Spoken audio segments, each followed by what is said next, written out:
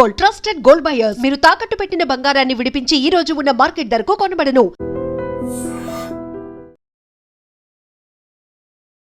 చాకుతోనే ఆ బిడ్డని గొంతు కోసి చంపిన తర్వాత ఆమె కూడా ఆత్మహత్య చేసుకున్నట్టు పోలీసులు నిర్ధారించారు. అతడు ఫోన్ చేసి చెప్పాడు, మీ పాప చనిపోయిందని చెప్పాడు నాకు ఫోన్ చేసి.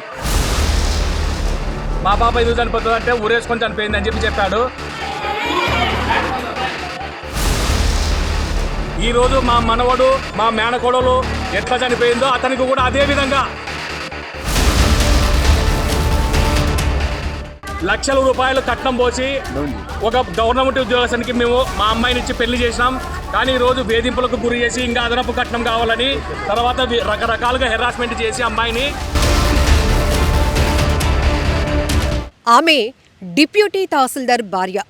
ఏం కష్టం వచ్చిందో తెలీదు, ఎందుకు అంత నరకయాతన అనుభవించిందో, బలవంతంగా ప్రాణాలు తీసుకోవాలనుకుందో కూడా ఇంకా దర్యాప్తులో తేలాల్సి ఉంది. కానీ 3.5 ఏళ్ల తన కొడుకు గొంతు కోసి తాను కూడా చీరకు ఫ్యాన్కి ఉరివేసుకుని ఆత్మహత్యకు పాల్పడినటువంటి విషాదకర ఘటన తీవ్ర కలకలం రేపుతోంది. అనంతపూర్ పట్టణంలోని శారదానగర్ జేఎన్టీయూ రోడ్లో ఉంటున్నటువంటి ఈ ఫ్యామిలీ ఆయన రామగిరి డిప్యూటీ తహసీల్దార్గా పనిచేస్తున్నారు. ఆయన పేరు రవి, ఈమె అమూల్య 30 years.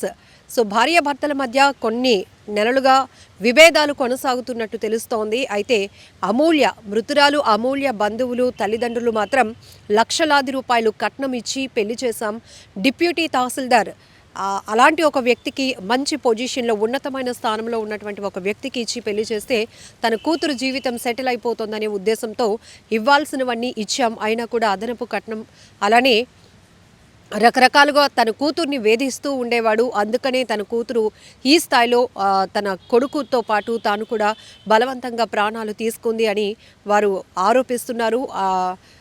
ఇద్దరు మృతదేహాలు, తల్లి బిడ్డ మృతదేహాలు చూసి తీవ్రంగా రోధిస్తున్నారు. మరోవైపు అసలు ఏం జరిగిందంటే ఈయన ఉదయం 10 గంటల ప్రాంతంలో యాజ్ యూజువల్గానే తన డ్యూటీకి వెళ్ళిపోయారు. సాయంత్రం 6 గంటల ప్రాంతంలో ఇంటికి తిరిగి వచ్చేటప్పటికి మెయిన్ డోర్ క్లోజ్ చేసి ఉంది. సో ఎంత అమూల్య అని పిలిచినా, బాబుని సహస్ర ఎక్కడున్నారా అని అలా పిలిచినా కూడా డోర్ లాక్ చేసి ఉండటం వల్ల, అంటే ఆల్రెడీ ఒకవేళ బయటకు వెళ్తే కనుక ఇన్ఫామ్ చేసే వెళ్తారు కదా, కాబట్టి ఇంట్లోనే ఉంటారు అనే కోణంలో ఆయన డోర్ నాక్ చేసినా కూడా ఎవరు తలుపు తీయలేదు. ఇంతలోనే మళ్ళీ కిందకు వెళ్ళి, సో మా వైఫ్ కనిపించారా, ఎక్కడికైనా వెళ్ళారా అని అడిగినప్పటికీ ఎవరికి తెలియదు అన్నారు. సో పక్కింట్లో ఓనర్ అలానే నైబర్స్ని కూడా అడిగినప్పుడు అక్కడ గమనిస్తే ఆ బాబువి అలాగే తన వైఫ్వి కూడా చెప్పులు ఉన్నాయి, ఎక్కడ మిస్ కాలేదు. సో అనుమానం వచ్చి అందరూ కూడా అప్పటికే పోలీసులకు ఇన్ఫర్మేషన్ కూడా ఇవ్వడం జరిగింది. అంతలోనే కానిస్టేబుల్ అక్కడికి చేరుకున్నారు. అలానే స్థానికంగా ఉన్నటువంటి వాళ్ళు, ఓనర్, వారందరూ కూడా మెయిన్ డోర్ని బ్రేక్ చేసి లోపలికి వెళ్ళి చూస్తే సెకండ్ బెడ్రూమ్లో ఆ రూమ్ కూడా డోర్ లాక్ చేసింది. అనుమానం వచ్చి కిటికీ డోర్ ఓపెన్ చేసి చూసేటప్పటికి బెడ్ పైన ఆ చిన్నారి సహస్ర గొంతు కట్టయి ఉండి తీవ్ర రక్తస్రావంలో ఆ బిడ్డ చనిపోయినటువంటి పరిస్థితి, అలాగే ఆమె కూడా ఆత్మహత్య చేసుకున్నటువంటి పరిస్థితి, ఉరికి వేలాడుతూ కనిపించినటువంటి దృశ్యాలు తీవ్రంగా కలవరపాటుకు గురి చేశాయి. ఒక్కసారిగా ఆ డోర్ను కూడా బ్రేక్ చేసి ఆ తర్వాత లోపల ఉన్నటువంటి ఆ మృతదేహాలను బయటకు తీయడం జరిగింది. అయితే అప్పటికే క్లూస్ టీమ్తో సహా సిఐ, ఎస్ఐ, డిఎస్పీ బృందం అంతా కూడా అక్కడికి చేరుకొని విచారణ అయితే కొనసాగిస్తున్నారు. అయితే భర్త రవి ఇచ్చినటువంటి ఇన్ఫర్మేషన్ అయితే ఇది. ఆయన 10 గంటలకు డ్యూటీకి వెళ్ళిపోయి ఈవినింగ్ వచ్చిన తర్వాత డోర్ ఓపెన్ చేయకపోవడం వల్ల అనుమానం వచ్చి అప్పటికే పోలీసులకు ఇన్ఫర్మేషన్ ఇచ్చారు అని చెప్పారు. అయితే మృతురాలు అమూల్య తల్లిదండ్రులు ఏదైతే వాళ్ళ వెర్షన్ ఉంటుందో దాని ప్రకారమే ఈ కేసు దర్యాప్తు కొనసాగిస్తామని కూడా డిఎస్పీ గారు చెప్తున్నారు. ఇప్పటికే అమూల్య అమ్మా నాన్న కావచ్చు, బంధువులు, మేనమామ వారంతా కూడా అక్కడికి చేరుకుని తీవ్రంగా రోధిస్తున్నారు.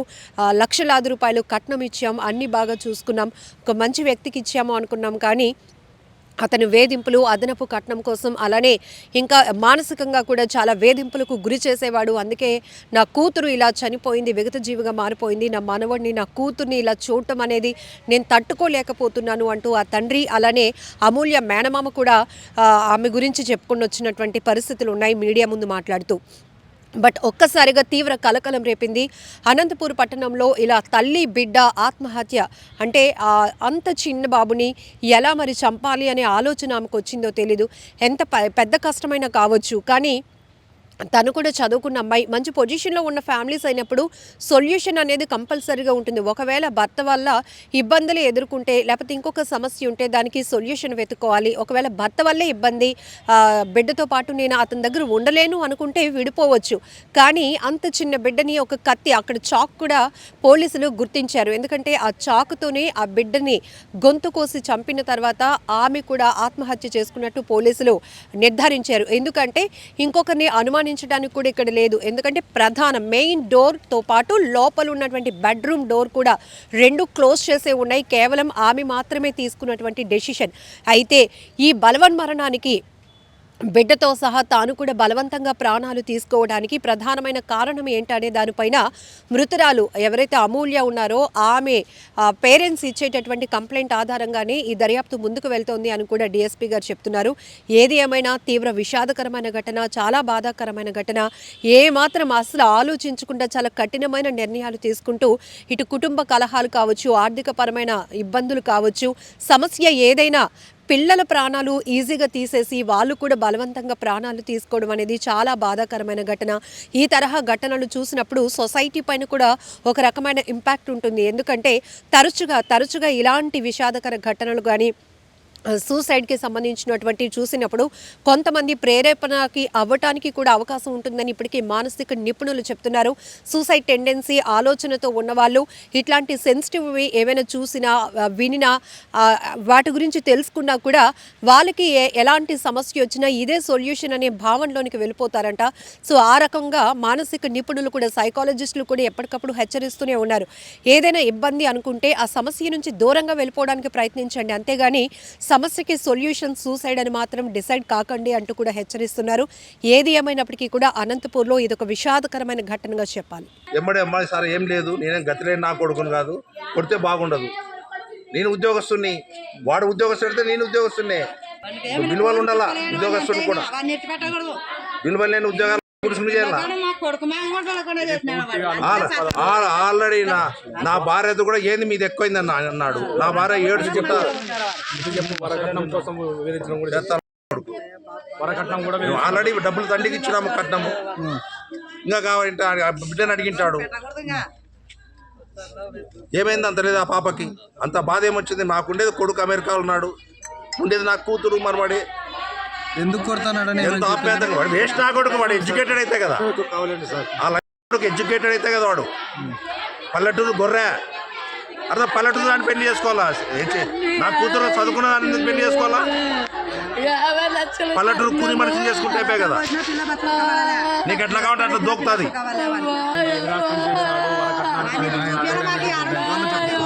వరకట్నం అడిగింటాడు, వరకట్నం వేధిస్తున్నాడు, పిల్లల్ని కొడుతున్నాడు, ఏమి దాడు, కాయగూరలు దాడు. కాయగూరకు దాడేయకుంటే నేనే సర్దిన నా కూతురికి. ఏం వాంత లేకినా ఎందుకు లేదు, నువ్వు పోయి తెచ్చుకో కాయగూరలని. కాయగూరలు తెచ్చిచ్చే మొగలకు తెలియదా? తెల్లి ఇది నా పేరు శ్రీనివాసులు. నేను వచ్చేసి అమ్మాయి మేనమామని. అతను వచ్చేసి దాదాపుగా 1 సంవత్సరం 2 సంవత్సరం నుంచి ప్రతినిత్యం ఆ పాపను వేదనకు గురి చేస్తున్నాడు. అది వరకట్నం కావచ్చు, హెరాస్మెంట్ కావచ్చు, రకరకాలుగా చాలా కారణాలు ఉన్నాయి. ఈ కారణాల వల్ల ఆ పాప మనసు చాలా కుంగి కృషించి ఈ తీవ్రమైనటువంటి నిర్ణయం తీసుకుంది.